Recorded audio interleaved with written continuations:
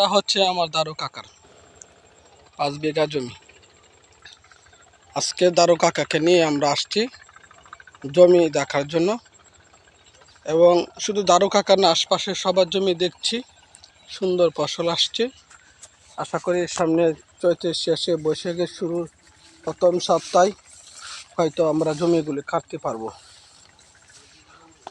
তো আপনারা সকলে দোয়া করবেন।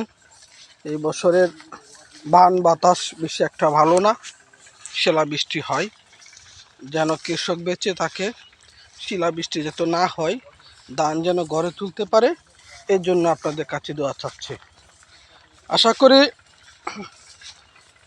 সকলের মনে আশা পূর্ণ হবে, আল্লাহ রহমত করলে হয়েছে।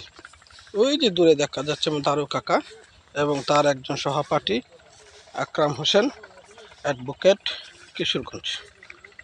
তা আমিও হচ্ছে তার বন্ধু, কিন্তু আমি আর পেজটা দেখাতে পারছি না। ভিডিওতে লাইক দিবেন, কমেন্ট করবেন, পাশাপাশি শেয়ারও করবেন।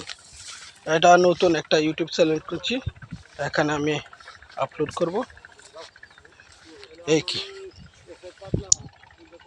সকলকে নমস্কার, আদাব, গুড বাই, বাই বাই।